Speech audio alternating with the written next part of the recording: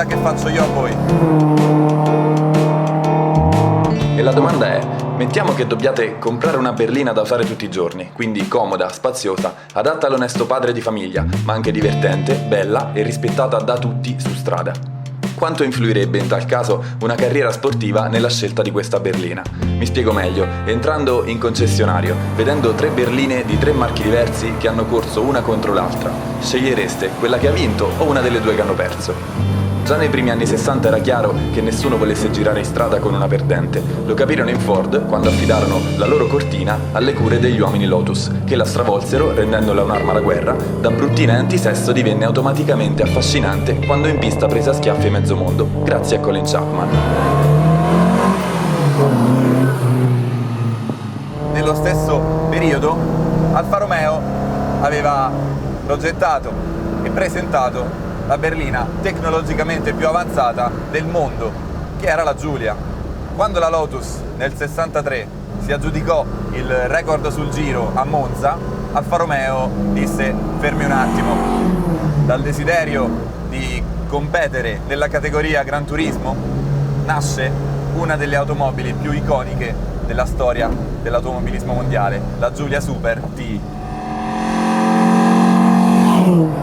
Si parte dunque da una base già super sportiva e con un'impostazione che per una berlina all'epoca era semplicemente folle. Non basta. Alfa Romeo chiede alla carrozzeria Touring un importante alleggerimento del corpo vettura con la sostituzione dei cofani e delle portiere in alluminio. Il cruscottino è quello della Giulia SS, più leggero. I 2 sedili anteriori vengono cambiati passando dalla panchetta molto comoda e utile per le famiglie a 2 sedili contenitivi, volante a 3 razze.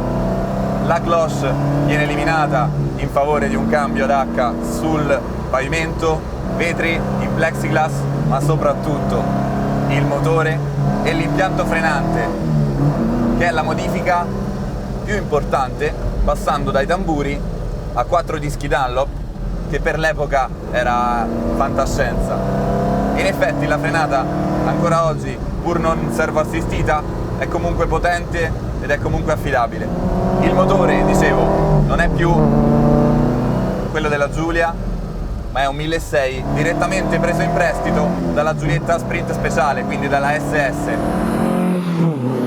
112 cavalli per un cambio che è di una precisione, di una sfruttabilità, di una secchezza, che è qualcosa di, all'epoca, imparagonabile a qualunque altra.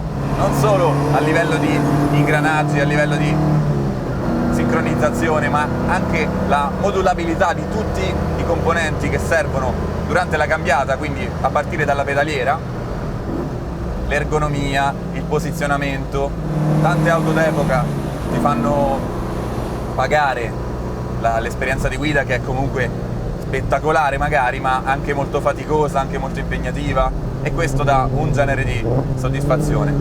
Questa macchina qui ti dà quella soddisfazione lì, in più ti fa sentire veramente a tuo agio in tutto, da subito.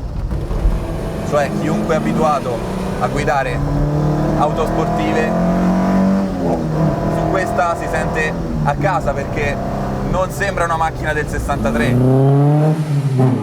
del 63, quindi in soli 2 anni di produzione, 63 e 64, la Giulia T Super viene costruita in 501 esemplari, di cui soltanto 2 non sono bianchi, una grigia e una rossa. Oggi è una macchina che vale un sacco di soldi, che è molto ricercata dai collezionisti. Poi è la macchina che ha ispirato l'attuale Giulia Quadrifoglio con un ma. Questa è stata costruita per essere omologata nelle corse, non è più uno show off tra case madri. Questa qui era l'antipasto di quello che poi la suddetta macchina avrebbe fatto contro le altre in pista. Questa è stata costruita solo perché serviva per l'omologazione nelle corse, dato che la prima pubblicità, la pubblicità più importante, quella fondamentale a cui non si può rinunciare, è la competizione. Non si può, un marchio come Alfa Romeo non può rinunciare alle competizioni. Dunque, chiamare Giulia Quadrifoglio, una macchina che non verrà impiegata nelle competizioni, con tutto l'amore del mondo verso una macchina che mi piace tantissimo e che ho difeso dal primo giorno, è qualcosa, ma non è abbastanza. Le potenzialità ci sono, lo sappiamo tutti, il progetto è ottimo. Questa qui è il simbolo di quello che intendo io. Perché ho voluto una TI Super?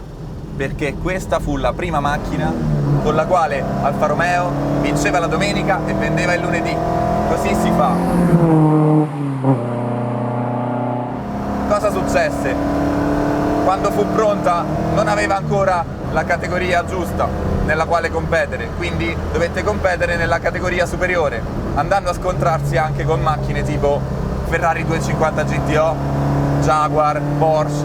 Eppure c'è un fatto che fa capire che livello tecnologico aveva Alfa Romeo all'epoca.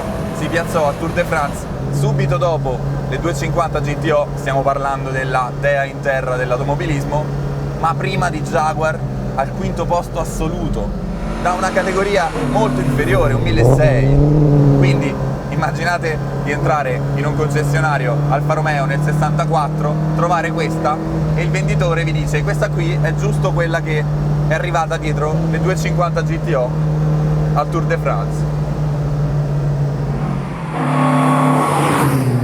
Chi è che non la comprerebbe? E infatti ancora oggi, andando in giro con questa qui, con le sue belle bande tricolori longitudinali sul cofano, si fermano tutti, ma davvero tutti. Non ci si può fermare al bar che si viene assaliti. Quindi in produzione e in gara solo per 2 anni, 63 e 64, sostituita poi dalla migliore auto da turismo di sempre, probabilmente, che è la Giulia Sprint GTA.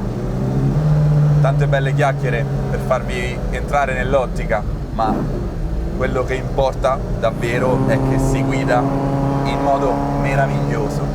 Nonostante gomme dalle dimensioni ciclistiche su cerchi da 15 in Electron Campagnolo, sempre non della macchina di serie ma solo della T, l'aderenza sembra non mancare mai. Chiaramente ci sono i limiti degli pneumatici, ma la sincerità dello sterzo e dell'assetto, che poi sulla T è praticamente simile, molto simile alle Giulia normali, è soltanto ritarato per l'uso sportivo, ma la geometria delle sospensioni è quella. Chi comprava una Giulia normale si ritrovava in mano questa roba qui, che poi è giustamente quello che stanno provando a fare con la Giulia attuale, cioè la base è quella della Quadrifoglio, sono la stessa macchina, poi chiaramente si hanno regolazioni diverse e giustamente, ma la base è giusta, è quella lì. L'alimentazione è affidata a 2 Weber da 45 e li sentite cantare.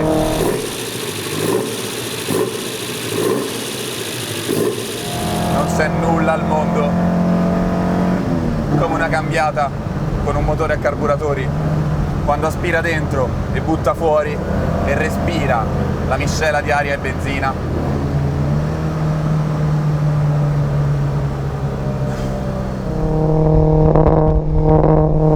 Borbotta, grugnisce, si lamenta, soffre nell'utilizzo quotidiano stradale. È una macchina che vuole girare alta.